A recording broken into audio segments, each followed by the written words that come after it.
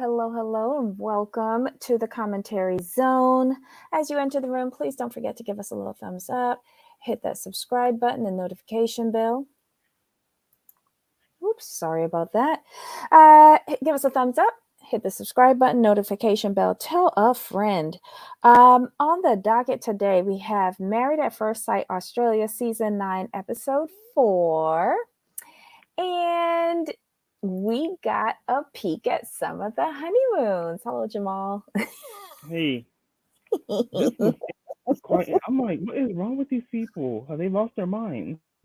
But now you understand why I used to get up at like 5 o'clock in the morning and watch this when it was like coming on actually in Australia. I was This is a whole dedicated mess. Sunday through Wednesday. That was my zhuzh, but it was just and it gets better. It Oh, gets I can better. tell it gets better. I can tell it gets better because we haven't met everyone yet, and that's even more. That's even more hopeful because what I saw in Yep. this episode with these Because couples, I'm like, are you serious? I thought we had two more weddings because we do. And not mid-season weddings. Like this is still from the first original bunch. So Right. I think we get those next week. But yeah, we're on the honeymoons. And so we had Brent and Tamara on honeymoon. We had Holly and Andrew on honeymoon, Dominica and Jack, and Ella and Mitch, and Celine and Anthony. Oh God. Oh, and Selena and Cody. Oh my God. Okay, who do you want to start with? Oh, so much to choose from. Well, Let's. the smallest notes that I had was Selena and Cody. Okay, let's start So with them because yeah. they. I mean, it's awkward. Don't get me wrong, and I like the honesty box. I do. Mm-hmm. And I understood like when he said like he's not sexually attracted to her. I understood Mm-hmm. why she felt what she did. I really, really do. Mm-hmm. But he understood, and he's trying to figure himself out. So they keep going, which is good. But I'm sorry, that massage was whack. That was not sexy. And It production was shady. Production was shady with the editing. They was wrong for that. Because how Oh, you you gonna mean go from flipping back Mitch? and forth between Yeah, I hollered. I'm like, y'all messy. They show Mitch just right, digging. but don't forget Cody's like a swim coach. Right, but So it makes I I know, I get it, but to go from both intentions were the same. They both men had no, the they same weren't. intention. In my opinion, both intentions were other than giving a massage, yes, but Mitch's real intentions was to get in her drawers, and Mm, and Cody is struggling, not I see struggling. your He point. just is not attracted to her. So But he was trying to be more intimate. He was no, trying. did Give the you man a break. see that massage he was giving her? He was pressing so hard, his hands were red. That was the most violent and aggressive massage I've ever seen, unless he was blushing in his hands. I don't know. But it was, yeah. Mm-mm. I don't think they had the same intentions. I feel that he gave her a very um, therapeutic and biologically descriptive massage so that she would never ask him for that again and hopefully never ask him to touch her again. That's all. Hey, Yanni. Hi, everybody who's watching. And hello to our replay crew. Yeah, he's a mess. And He Selena is really is. too. I was just like, ooh, y'all wrong for that. Don't be doing that to Phil Cody. Don't be doing that. Don't do him like that. Yeah. Who next? Mm-mm-mm. But yeah, that was it. Yeah, she was still feeling hurt by what he said about not being sexually attracted to her. So they were all awkward, and then they had that little brutal massage. Who is next? Who do you want to do next? Who has the next shortest segment? We can just do it that way. It's a tie between Ella and Mitch and Dom and Jack. We can do Ella and Mitch because we know what that was all about. We get into each other's draws and we happy. Yeah, but Ta-da! she still has her 3 date. Is a 3 date rule. Yeah, she was trying. And It's okay. and he's honoring it. I mean, if he can't get into her panties one way, he's gonna get into her bikini the other. That was hilarious. He is a mess. But this is the fun Mitch. Now, putting on her bikini, doing the bubble bath, doing the handstand upside down naked in the In the shower. shower. Like, just remember this Mitch. Do me a favor, remember this Mitch. They're free. They want to get their freak on. There's a lot of chemistry going. Just remember this Mitch. Hey Susan. Hey Ablavi. Welcome, welcome. Um, did they finally do it? Yes, they finally Yeah. had sex. In this, gave her a really lovely massage out on the deck of whatever beach house they was at. You know, the horniness was really getting to her, so she finally counted up 3 dates, and they did the do. You know, I guess they enjoyed it. They both seem really happy, so I'm not mad at them. That was it for them, Right. I think. Beautiful. Yeah. All right, so let's go over to Dominica and Jack. Each of these couples was doing like activities while they were on their honeymoon. She's painting him with a flower in his mouth and I guess down to his skivvies. They go and I guess they're on a farm or they go to a farm or some mess Right. like that. Some kind of like a little farm, petting zoo, whatever you want to call it. Right.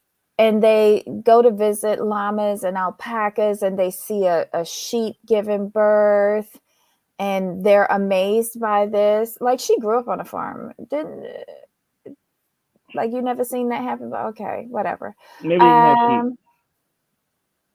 I think, I'm trying to remember. Yeah, they do, because the dad, never mind, they do have, yeah, we'll see it later on. Let's see, they go back and they have a home-cooked meal of Nona's vegetarian lasagna. They get their honesty box and they ask each other if they feel sexual chemistry and they both say yes. They ask, he asks her what's her biggest insecurity, and it's obviously her failed marriage. And if anyone would want her after that. And the same question goes back to him. What's his biggest insecurity? And his biggest insecurity is that he's always the person that gets let down. And he's always putting in 100%. And then he's left holding the bag, I guess. He's admitting this, he's being vulnerable, but she's taking it the wrong way because she's thinking, well, you're telling me that I'm probably going to do that because I bailed on my marriage after 2 months. And he says, no, this has nothing to do with you. This is just a situation that I always find myself in. And what I want is a partner who is finally in it 100% with me. And so she calms down and he has a good way of calming her down and reassuring her. Because I feel like her insecurities really took over in that moment to twist what he said. Now, I understand where she was coming from, though. I really, really did. Mm-hmm. But I understood what he meant. And once he explained to her, she even said, she's like, I get what he was saying. It was just the wrong timing of the conversation. It was just a combination of her insecurities with his insecurity. It just happened to meet in this spot. But she understood what he was saying. Yeah, and it's consistent with what he told John when he was getting interviewed. Right. Remember?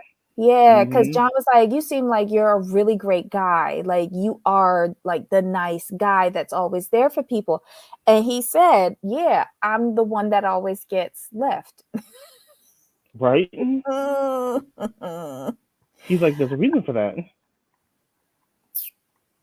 So he just repeated what he told the experts. Yeah, and I agree with you. Like it was the truth, but just at the wrong time.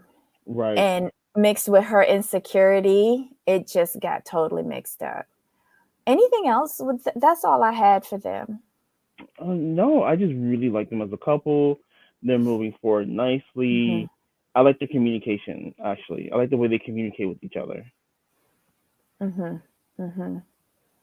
And remember that because I think although they have many ups and downs, I think they have the best communication with each other and other people in the group throughout the season. Oh, so they're Cam and Jules. Gotcha. No. Okay. No. But um in when I say no, like not in the Disney fairy tale princess Cam and Right. Jules. Like they have actual challenges with each other. They go on a roller coaster, but their genuine affection and respect for each other never um like that's a foundation that they built on early, open and honest with each other, Hmm. and it serves them well throughout getting to know each other throughout the experiment. Gotcha. Yeah. um uh, okay, you want to do Brent and Tamara? Yes. Okay, so we see the first scene with them with her hollering in the middle of the night, and apparently she screams in her sleep, which she warned him about, but when being confronted by it, in actuality, it is a bit jarring. They seem to be having a lot of fun together. They've gotten over the little hiccup at the wedding with all of those little skirmishes that they've had. Brent seems to think that they've come a long way from that point. Um, because she almost seems fun and flirty with him. And she actually admitted that she behaved stupidly with regards to the knife during the cake cutting. Hmm. And he's surprised that she said that. But she said she was dumb and she kept on digging herself in deeper and deeper and she didn't know how to get out. Remember that too. It's a running trait with her throughout the season. Um, let's see. Oh, Tamara says now that they've become closer, she wants to admit to him um, her only imperfection. And he's like, "What?" And she goes, "Well, it's one of my toes." And he starts freaking out because he has the toe phobia. So she says, "No, it's okay. It's actually not the toe, it's a toenail." And she points to one of her big toes and she says, "That's fake." And he is cringing, but he's holding steady until she says, "I want you to touch it." And he, like, I heard him gag. And then next thing you know, he was on the floor halfway, running away from her and her fake toe nail. That was hilarious. I was like, is he gonna pass out? If he passes out, I'm really gonna laugh at him. Sorry. I I thought just he was going to am. vomit. I swore I heard a, ooh, I swore I heard that. And then he was like halfway on the floor. He really does have a thing about people's feet. I've never seen anything like that. But it was I guess, a playful moment for them. He didn't totally, like, he didn't get mad. Right. He was just horrified. Um, let's see. Um, we see in the next scene with them, they're having dinner and they get their honesty box. He says that he knows it's going to be bad because she's very harsh and judgmental. At least he knows her. Right. She asked him what his first impressions of her was, and he said that she was very beautiful. Same question back to her, and she says that that he was young and immature, but she found him attractive.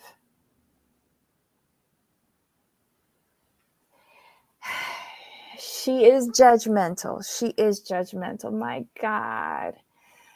She liked him up until he said at the wedding that he worked in the clubs. Exactly. Her mind went from oh, okay, to he's a party boy. Like, why are you working? Like, when she said, why are you working at the club? I'm like, you got a job. Quit playing. She, because in no way do I see Brent as immature. No. In no way. But she judged him she's without still asking any holding on questions. to it. Yeah, that was the thing. She judged without asking any questions. Which I'm like, you got to stop doing that. She can't. No, this is who she is. This is who she is at her core. This is just who you are. It's not gonna change. Let's see. She then asks him if he's attracted to her, and he says that he is. He's attracted to her, and everything else is going to fall into place. It seems like it. And then he asks her the same question. She says that she is attracted to him, and that he is her usual type, and that's why she was concerned. Now, remember that. Right. So,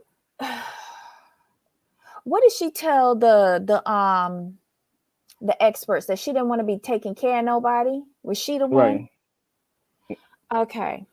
She wants someone who could be her equal or surpass her, basically. So you see the jab that she just threw. Jammer, you gotta stop. Hey Priya. Hey Susan. Hold on. So now it's a free question. So she says, ask her anything that he wants. And he asks if he could kiss his bride. She says yes. They lean in, but she ruins it by laughing straight in his mouth. Right.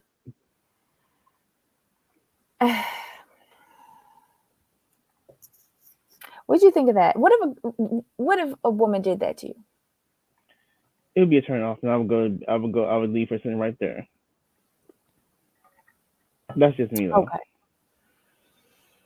Okay. Hey, Kelly, all day. Oh, thank you for working and lurking. I like that expression. Thank you, love. Okay. I thought it was shady. Like, there's always undercurrents of shade with her, and her, like, she's always so judgy. He's a better person than me because I couldn't take that. I think he might have cussed her out. Well, to be completely honest, we'll see. Okay, so we have Holly and Andrew, and hold on. Do we have anybody else? Celine and Anthony. And let's do what's his face? Not Celine and Anthony, the other folks. Holly and Andrew? Yeah, because I can sum this up into one nice, cute little package. Here's what he told her: "I'm used to having hoes." That's what he's saying. Like, you ain't doing a trapeze, you ain't doing a handstand and a double twist. Yeah, I can't do you. He used to hoes.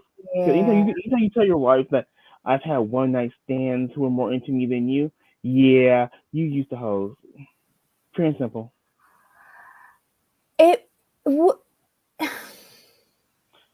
Would you do that to someone that you claim that you like? Well, no, because here's the thing. He it's like he had two relationships while he was in Australia. He's been single this whole time, so he's probably been doing a one night stand thing.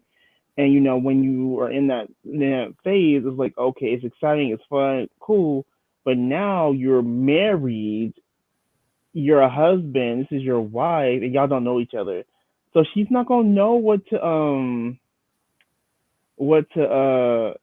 what pleases you. She don't know you. And sir, like she's a good woman. She's like she could have been like, you know what, you think you have the equipment and you think you know how to use it, but how about no? See, I'd have been petty. If I would have been her, I'd have been real petty. Cause I'd be like, okay, I'd be like, who taught you that? Who Yeah, told you that that was good? oh yeah, I'd have tore him up. You won't embarrass me on camera. You're not gonna get away with that. Let me show you how it's done. Yeah, I he's just problematic. He's just problematic. And then I almost think he's a con artist, to be quite honest, Well, he's a because motivational speaker. Just saying. you see that he tells her that. Then the next day, like they had a really good day. They started off, they had sex the night before. This ladies don't ever have sex too fast. They had sex the night before. They went on a helicopter ride. Everything seemed right with the world. You're happy for Holly because she might have found somebody unexpected that could fulfill her having these baby dreams. They come back, they have dinner, and the honesty box arrives, and basically it all goes to hell. And it's the same questions regarding some sexual chemistry and all of that. And he lays this one night stand BS on her, and she sits there and she takes it. The next day, they spend the day apart. She is genuinely hurt by this. And he comes back and gives some BS apology. But when they hugged, like her face, I don't think she was over it. Right. And I know I wouldn't have been. Like, he Mm-mm. can never eat anything that I cooked. Never. Never. Definitely not. Don't tell me shit like that and then eat from me afterwards. You ain't gonna like it. See, you'll be petty, but I'm vindictive. Yeah, I've been real. Oof. I, I, mm, I wonder what their contracts are like, because I probably would have pulled a Anthony. I like, you wouldn't have seen me no more. Right. That's like, I felt insulted for her, but they seem to make up. Whatever, girl. You better than me. All right. Exactly.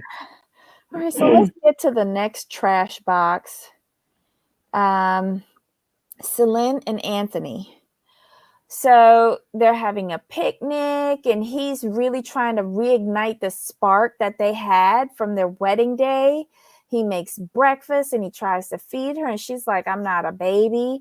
He makes a bath for her, and she goes in and she goes, yeah, great, thanks, and shuts the door. She's just not like she's not engaging. Mm-mm. It's almost as if he's her butler. Right. It's weird.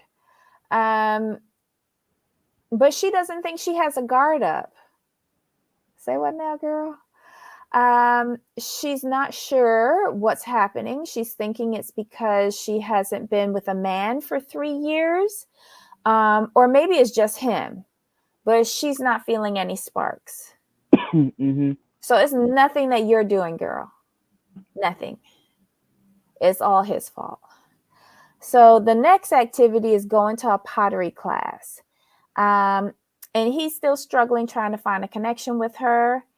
Everything is going swell.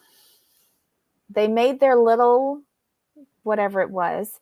Mm-hmm. And he touches her on her forearm with his dirty hand with the clay on it. Mm-hmm. She gets upset and she puts her dirty hand on his face, and he retaliates by doing the same. But she gets even further upset. How dare he do that? Um he says that they have like a quiet car ride home until she starts, jabbing and asking questions like, how could you do this to me? He thinks that she takes herself way too seriously. Um, you know, she starts the fight off again with the clay in the face, saying that he smushed it in her mouth and up her nose, and that she had the most clay on her. He says that he's tried his best to put his best effort forward, and he isn't getting that. All he's getting is a blank wall. Next scene is they go glamping. It's a cute little tent with twinkle lights and candles, and I think there's even a little like bonfire. They start debating over what these sandwiches are called. She just doesn't let up.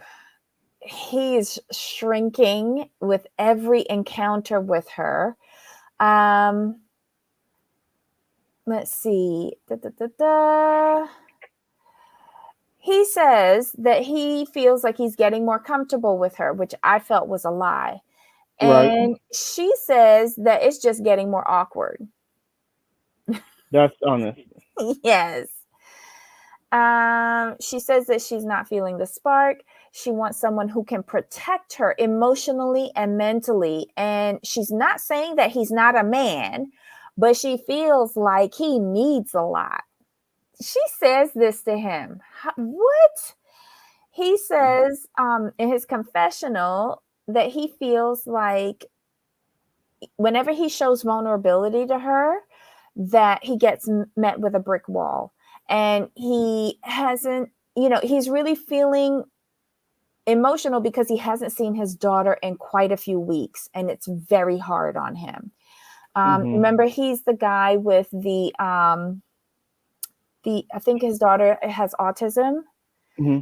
So they would have had to quarantine before filming, and then that would have taken a few weeks and then go into filming. So he's missing his daughter, who he obviously has an active role in raising. Oh yeah, you can see that. Like Yeah. he's about his child. So after she says this comment about not being a man, and not, she feels like he isn't going to be able to protect her, he gets up from the campfire. He walks away. He goes back to the house.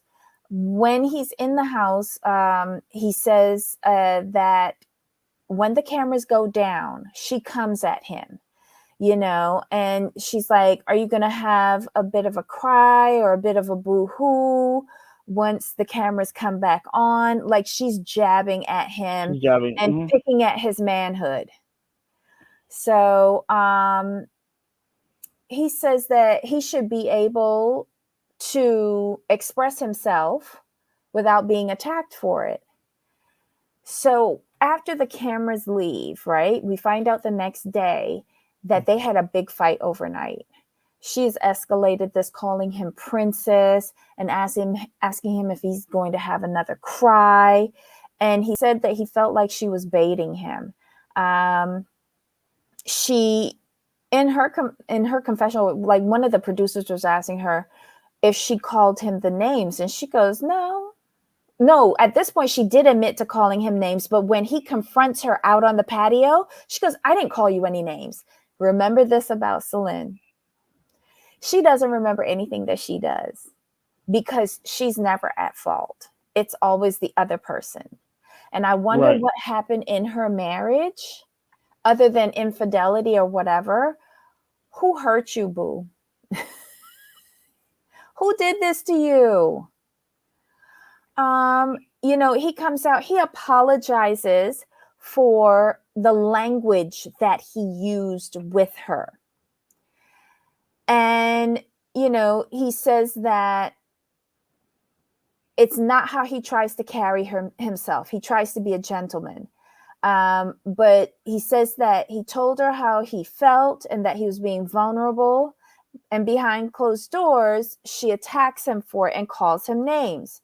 She says that she's frustrated because he's apologized, yet he's blaming her for it. So she doesn't think that she did anything wrong. And she starts denying calling him princess and saying that, hold on, saying that. Anyhow, this whole scene goes to hell. He goes inside, he packs up, and he leaves. He says he's not putting up with her behavior anymore. How did this go so wrong? Because she's acting childish. That's pretty much what it comes down to. She's acting very childish and taking no responsibility for the situation as it lays. Let me put it that way. Mm-hmm. This started off so good, and within days, I thought this was a no-brainer. I thought this was a no-brainer. I'm not gonna sit here and lie. I thought, this is a no-brainer couple right here. Like this is gonna be easy walk in the park. Nope. Yeah, it's real disappointing because I don't even know what the issue is. Like if somebody is opening up to you like that, why would you make fun of it? Why would you think he's lesser of a man because he's communicating that, he misses his daughter or something? That was sad. That they had the most comments for this episode for me. But we've only just begun with them. But yeah, I think we've hit every couple. Anthony, we've hit every couple. Yep, we're done. This is a very good show overall.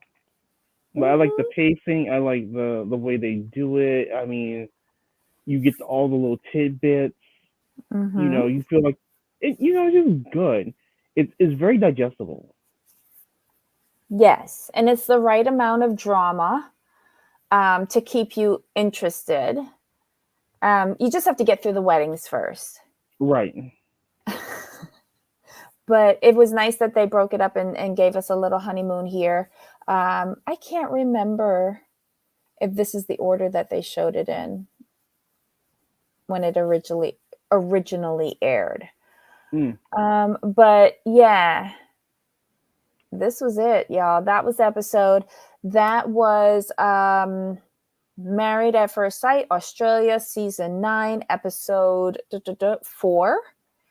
Let us know your thoughts. What did you think about it? Do you think any of these couples are going to last? And we still have 2 more weddings to get through. Alan, Samantha, and Olivia and Jackson. Tell us how you really feel. Right. Anywho, that's it, y'all. Have a great weekend, everyone. Thank you for joining us, and we will see you on Monday. Yes. Any final thoughts, my friend? No, I'm looking forward to the season and the train wrecks to come. All right, y'all. Until next time. Yep.